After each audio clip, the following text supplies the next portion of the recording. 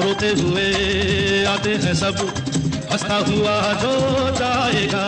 गीत बेवफा है, एक दिन ठुकराएगी। दर्द भरी आवाज़ जिसे सुनने के बाद हर कोई रो पड़े। दर्द में डूबा वो आवाज़ जिसे सुनकर दर्द ही दर्द छलकता हो। इस दर्द भरे गाने को फिल्म के अंत में फिल्माया गया था। मौत महबूबा है, अपने साथ लेकर जाएगी। जिसे सुनने के बाद तो सभी गम में डूब गए। वो गीत जिसने सभी के दिल को दहला दिया। इस गाने के बारे में पूरा जानने के लिए आप इस वीडियो के लास्ट तक बने रहें। चैनल पे नए हैं तो चैनल को ज़रूर सब्सक्राइब करें और नोटिफिकेशन बेल दबाएं। आखिर क्या किस्सा था इस गाने का? आनंद जी, कल्याण जी को इस गाने के लिए मोहम्मद रफ़ी की याद क्यों आई, जहाँ के फिल्म के सारे गाने किशोर कुमार जी गा रहे थे। इसके आगे की अब दास्तां मुझसे सुन के तेरी नजर डब डबा जाएगी। बात दिल की, रोते हुए आते हैं सब, हंसता हुआ जो जाएगा। वो मुकाद साथी रे, तेरे बिना भी क्या जीना, तेरे बिना भी क्या जीना। बात है फिल्म मुकद्दर के सिकंदर का। जब इस फिल्म के लिए सारे गाने किशोर जी गा रहे थे, लेकिन इस फिल्म का एक सैड सॉन्ग था जिससे कल्याण जी आनंद जी को गाने के लिए रफ़ी साहब की याद आई। लेकिन सभी जानते थे कि इंडस्ट्री में उन दिनों रफ़ी साहब बहुत ही बिज़ी रहते थे। उनके पास भी गानों की लाइनें लगी रहती थीं। तो इस कंडीशन में वो केवल 4 पंक्तियां गाने के लिए कभी तैयार नहीं होंगे। इस गाने के लिए रफ़ी साहब को तैयार करने के लिए भी आनंद जी और कल्याण जी बहुत ही संकोच कर रहे थे कि कहें तो कैसे कहें। फिर भी आनंद जी ने हिम्मत करके रफ़ी साहब को फ़ोन किया कि हमें अपने फिल्म मुकद्दर का सिकंदर के लिए आपसे एक सैड वर्जन का गीत गवाना है। हालांकि यह बात रफ़ी साहब को पहले से ही पता चल गई थी कि इस फिल्म के सारे गाने किशोर कुमार गा रहे हैं। उस जमाने में भी बातें कहीं न कहीं से लीक हो जाया करती थी। उस समय अमिताभ बच्चन की मुख्य आवाज़ किशोर कुमार ही हुआ करते थे और दर्शक भी अमिताभ बच्चन को किशोर कुमार की आवाज़ में ही सुनना पसंद करते थे। इसलिए इस फिल्म के अन्य सभी गानों को किशोर कुमार जी से ही गवाया गया था। इसलिए रफ़ी साहब को भी यह बात कुछ समझ नहीं आई। उन्होंने यह भी कहा कि इस फिल्म का हैप्पी वर्जन भी किशोर कुमार जी से ही गवाया है आपने, फिर सैड वर्जन मुझसे क्यों गवाना चाहते हैं? आप ये गाना भी उनसे ही गवा लीजिए।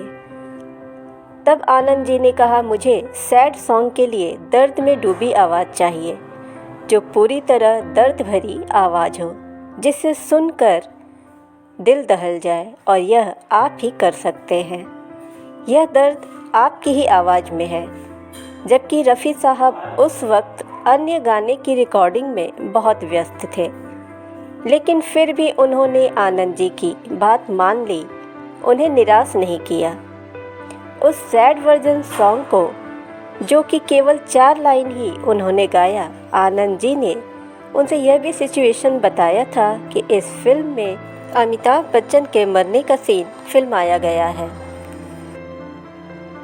यार एक गीत करता था, मुझे सुनाते हैं। और मरते मरते अमिताभ बच्चन को यह गाना गाना है, और इस माहौल में दर्द से टूटा हुआ आवाज़ चाहिए, जो केवल आप ही गा सकते हैं।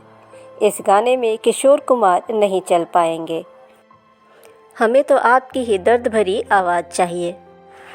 फिर रफ़ी साहब सिचुएशन को समझते हुए सिर्फ 4 लाइन गाने के लिए तैयार हो गए, जिसके बोल थे, ज़िंदगी तो बेवफा है, एक दिन ठुकराएगी। मौत महबूबा है, साथ लेकर जाएगी। मर कर जीने की अदा को दुनिया को सिखलाएगी। वो मुकद्दर का सिकंदर जाने मन कहलाएगा। इस गाने के लिए उन्होंने साफ कह दिया था कि इस गाने को केवल आप ही गा पाएंगे और कोई नहीं गा सकता। इससे साफ स्पष्ट था कि रफ़ी साहब का कोई मुकाबला नहीं कर सकता। इस गाने को सबसे बेहतर वही अपनी आवाज़ दे सकते हैं। वैसी दर्द भरी आवाज़ में कोई और गा ही नहीं सकता। इस तरह उन्होंने इस गाने को गाया। जिंदगी तो बेवफा है, एक दिन ठुकराएगी, मौत महबूबा है। इस गाने में रफ़ी साहब ने वाकई में दर्द भर दिए। जैसा आनंद जी, कल्याण जी को लगता था कि इस गाने को रफ़ी साहब के अलावा कोई और दर्द भरी आवाज़ में गा ही नहीं सकता, और हुआ भी बिल्कुल वैसा ही। उनकी आवाज़ ने ऐसा जादू किया कि उनकी गाई हुई केवल 4 पंक्तियों ने ही उस गाने को और उस फिल्म में जान डाल दी। लोग सुनते ही इस गाने को दर्द में डूब जाते थे। इस गाने में इतना दर्द भरा था जिसे सुनने के बाद दर्द छलक ही जाता था। और जो आनंद जी और कल्याण जी चाहते थे कि इस गाने को जिस तरह से गवाया जाए, बिल्कुल हुआ वैसा भी। रफ़ी साहब की आवाज़ में उन्होंने इस गाने को जैसा चाहते थे उसी तरह रिकॉर्ड कराया। इसलिए उनकी पहली पसंद इस सैड सॉन्ग के लिए सिर्फ मोहम्मद रफ़ी ही थे। मर के जीने की अदा जो दुनिया को सिखलाएगा, वो मुक़द्दर का सिकंदर जाने। इस सैड वर्जन सॉन्ग की केवल 4 लाइनें गाकर ही रफ़ी साहब ने फिल्म में जान डाल दी थी। इसमें कोई शक नहीं कि रफ़ी साहब एक महान सिंगर थे और इनकी करिश्माई आवाज़ हमेशा ही अपना जादू बिखेर देती थी। इन्होंने केवल सैड सॉन्ग ही नहीं बल्कि अपने फिल्मी करियर में रोमांटिक सॉन्ग्स और कई सिचुएशन बेस्ड सॉन्ग्स भी गाए हैं, जिसे रफ़ी साहब के फैंस उन गीतों को सुनना आज भी उतना ही पसंद किया करते हैं। रफ़ी साहब की आवाज़ का कोई तोड़ नहीं था। मोहम्मद रफ़ी ने अपनी फिल्मी करियर में जितने भी गाने गाए, ज़्यादातर गाए हुए गाने उनके हिट साबित हुए।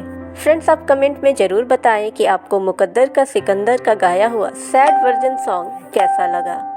चैनल पे नए हैं तो चैनल को सब्सक्राइब करें, नोटिफिकेशन बेल दबाएं ताकि हमारी हर वीडियोज़ आप तक पहुंचती रहें। वीडियो को ज़्यादा से ज़्यादा लाइक और शेयर करें। मिलते हैं ऐसे ही इंटरेस्टिंग वीडियो के साथ। Thanks for watching this video.